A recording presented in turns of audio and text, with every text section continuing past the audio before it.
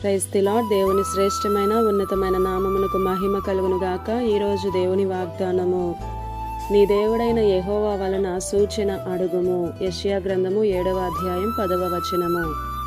ఈ ఉదయకాల సమయంలో మహోన్నతుడైనటువంటి దేవుడు, ప్రార్థన ఆలకించువాడైనటువంటి దేవుడే మనందరితో మాట్లాడుతున్నాడు. అసాధ్యమైన దానిని అడుగు, నీ దేవుడు ఏదైనా చేయగలడు. అసాధ్యము కంటే అసాధ్యమైన దానిని, దేవుని దీవెన కొట్లపైన దాడి చేయి. అన్నీ ఉన్నాయి ఆయన దగ్గర. ఈరోజే నమ్మకం ఉంచి వెతికి చూడు. మనం ఎడతెగక ప్రార్థన చేస్తూ దేవుని ఎదుట కనిపెడుతూ ఉండాలి. గొప్ప వర్షపు చప్పుడు వినబడేదాకా ఎదురు చూడాలి. గొప్ప గొప్ప విషయాల కోసం దేవుడిని ఎందుకు అడగకూడదు చెప్పండి? విశ్వాసముతో అడిగితే అందుకు తగిన ధైర్యం, ఓపిక కలుగుతుంది. గొప్ప దీవెన కూడా దొరుకుతుంది. మనకు చేతనైన పనులు మనం చేయాలి. మనం గాలిని సృష్టించలేం కదా, ఇష్టమైనట్లు దానిని త్రిప్పలేం. కానీ అది వచ్చినప్పుడు దాని ద్వారా లాభం పొందేలా తెరచాపను ఎత్తగలం కదా.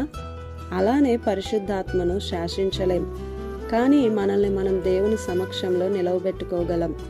ఆయన ఇష్ట ప్రకారంగా పనులు చేస్తే ఆత్మాభిషేకంతో నింపగలిగేది దేవుడే కదా.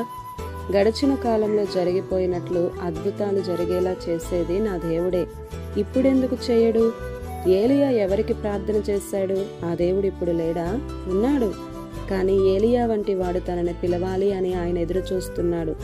క్రొత్త నిబంధన, పాత నిబంధన కాలంలోని భక్తులు కూడా మన వంటి వారే అంత భక్తిగా, విశ్వాసముతో, నిశ్చయతతో, ప్రేమతో జీవించినప్పుడు మనకి కూడా వారి జీవితాల్లో జరిగినటువంటి గొప్ప కార్యాలే, ఆశ్చర్య కార్యాలను మనము పొందుకోవచ్చు.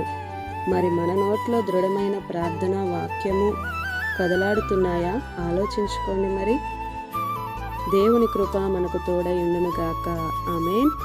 ఈ దిన వాగ్దానం మనందరి జీవితాలలో నెరవేరాలని కోరుతూ దేవుని సువార్త పరిచర్యలో మీ సహోదరి Prasanna. God bless you. Amen.